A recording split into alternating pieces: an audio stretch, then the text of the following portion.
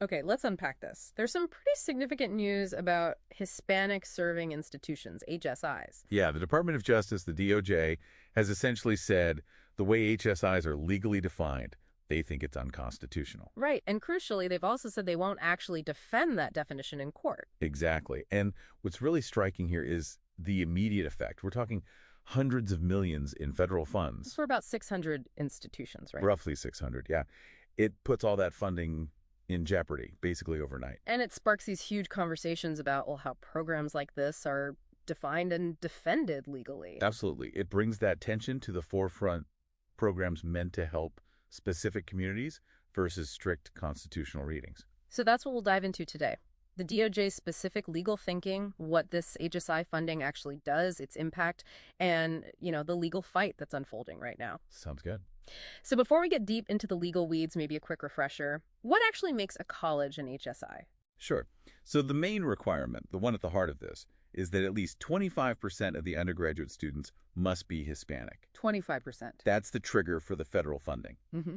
And the DOJ's decision, which came from the U.S. Solicitor General D. John Sauer, in a communication to House Speaker Mike Johnson, was that this specific provision violates the equal protection part of the Fifth Amendment's due process clause. And they have to notify Congress when they decide not to defend a law, right? It's not just an opinion. Exactly. It's a formal step required by federal law when they make that kind of constitutional determination. Okay, and this is where it gets really interesting, legally speaking. The Solicitor General explicitly tied this to that big 2023 Supreme Court decision banning affirmative action in admissions. That's the direct link, yes.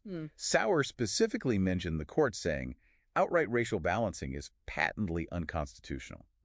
Now, the argument isn't that the HSI funding itself is racial balancing in terms of who gets the money, but rather that the eligibility criteria for the institution. The 25% rule? Right. That 25% rule effectively sets up a system where institutions qualify based on the racial makeup of their student body.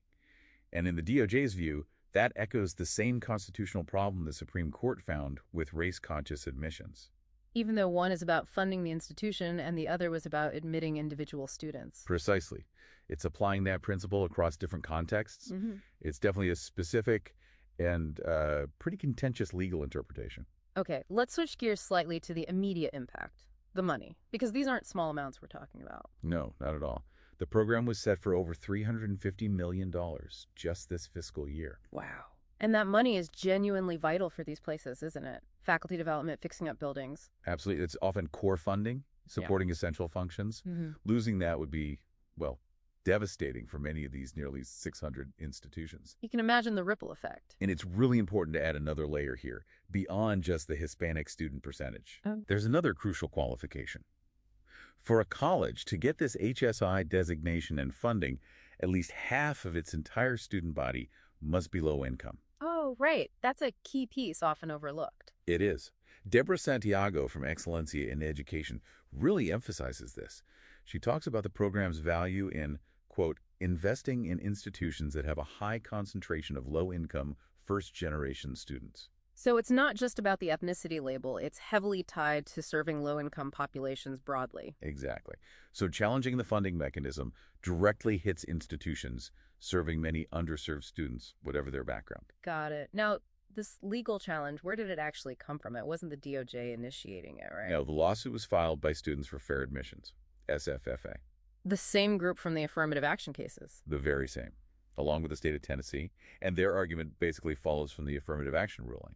They argue that if colleges can't use race to, say, boost enrollment numbers for diversity under the affirmative action ban, then they also shouldn't be able to specifically try to increase Hispanic enrollment just to hit that 25% mark and qualify for HSI funds. Okay, so they see it as an extension of that same principle. That's the core of their suit. So the DOJ isn't defending the program, but that doesn't automatically mean the program disappears. What happens next? Well, it's not over yet. The Hispanic Association of Colleges and Universities, HACU, has filed a motion to intervene in the case.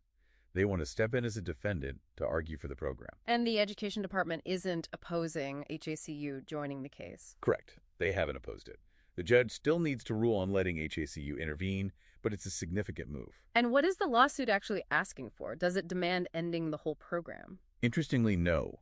The lawsuit specifically asked the court to declare the ethnicity-based requirements, that 25% rule, unconstitutional.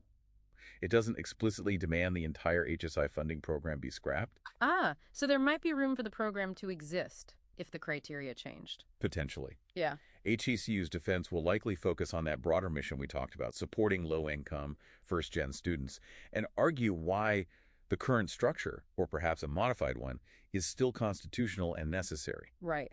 So, summing up, we've seen how this legal interpretation from the DOJ, stemming from the affirmative action precedent, puts a major federal program at risk. Yeah, a program that, as we've discussed, has a big impact on institutions serving many low-income and first-generation students. It really highlights that ongoing tension, doesn't it? Balancing equal protection principles with efforts to support specific, often underserved communities. Absolutely.